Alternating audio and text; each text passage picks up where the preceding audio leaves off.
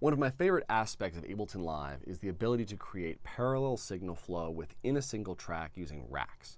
And we've seen parallel signal flow already inside delay effects. Inside a delay effect, you have a dry path that's running alongside of a delay path, and they're combined together at the end of the signal flow. That was super useful inside a delay because it allowed us to independently control the dry and the wet and create that perfect balance between these two sounds. Now, when it's inside of the device, we're limited on what can be in the wet path and what can be in the dry path. But I find there's lots of creative possibilities with having multiple paths and all having different effects and being able to blend them together in arbitrary and creative ways. So we're going to try to create an effect rack that I just call a general purpose dry-wet rack. I use it all the time. And then we can see how we can expand on that idea a little bit. So let's try this out. I'm going to get any synthesizer patch. I'll get something from Wavetable to start out with. Synthesizers and samples. Go to Wavetable, and I'll get an interesting bass sound. Like that. Let's hear what it sounds like.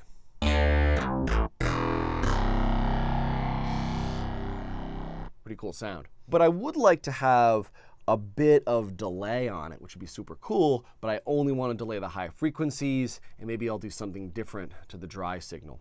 So after it, I'm going to place an audio effect rack.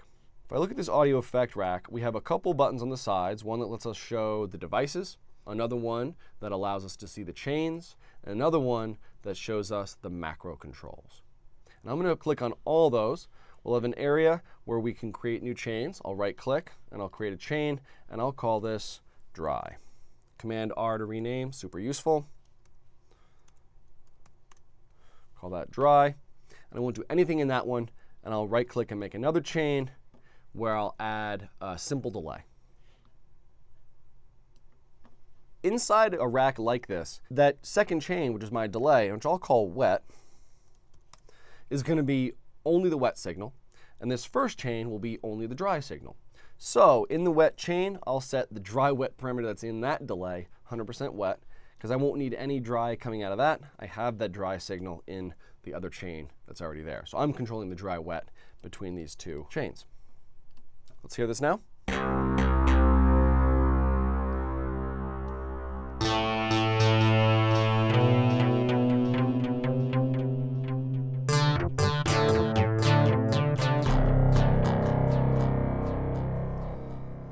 So that's pretty nice, but I would like to have a bit of reverb on those delays, so I'll add a reverb into that wet chain.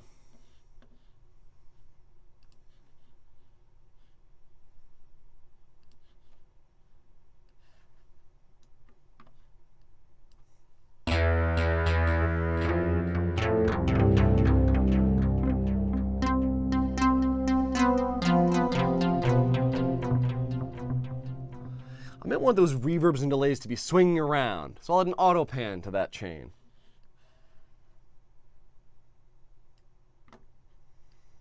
%, and I'll synchronize that to quarter notes.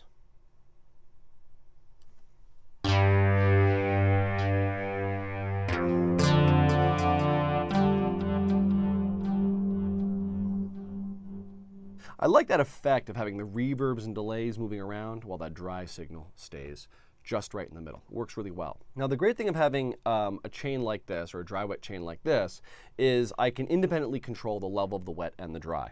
So if I wanted to hear only the dry, I could mute the wet, or I could hear only the delays if I wanted.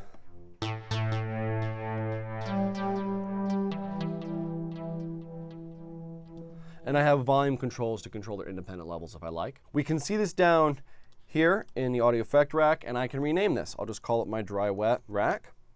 And we can also take this a little further. And one of the cool things about racks is we have macro controls in the rack, 8 controls, that can control anything in that rack. And I'm going to set up one knob to crossfade between dry-wet so it functions like a dry-wet knob and a delay. So I'll hit the map button of the rack itself, click on dry, and I'll map that to the first button.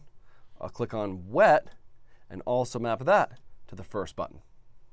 And then I'll get out of mapping mode. Now, if I do this, they're both moving simultaneously, which isn't really what we wanted. Instead, we want them to go opposite directions. And we said every time we set up a modulation or a mapping, we have a source, a target, and a range, or an amount. I'll go back into the map mode for the effect rack, and I'll just go to my volumes, and I'll turn the wet mixer, and I'll just invert the range. There's a quick way to do this. I can just right-click, and I can choose Invert Range. And so now the chain volume for the dry mixer is going from -infinity up to 6 dB, and the chain volume for the wet mixer is going from 6 dB down to infinity. So they're going in opposite directions. Now I do find that that 6 dB of gain is a little bit too much, so I'm going to set this one to 0 and this one to 0, and we'll have a pretty cool dry wet knob that we've made out of a macro control. Let's try it out.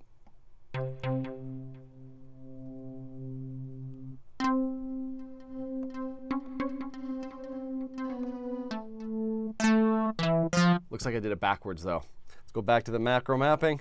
We'll invert this range, and we'll invert this range. I think we'll get more what we want.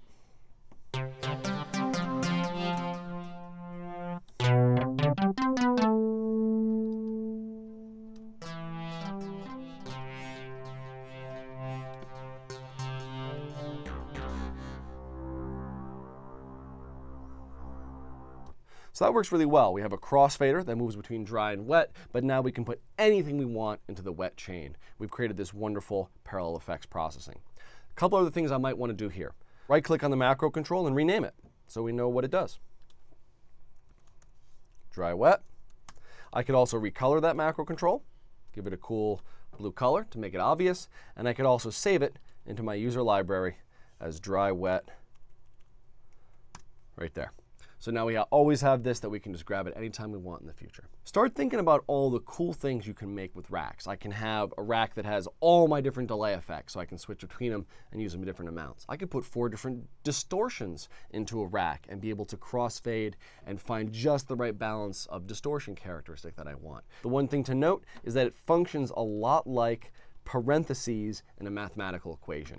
If you look at the beginning of it, there's kind of a beginning parenthesis, right, the beginning of the rack, and at the very end, you'll see this icon right there, and that's the end of the parenthesis. You can think of the signal starting as one signal. It gets split into the chains inside the rack, and at the very end of it, they get combined together and then continue on the track.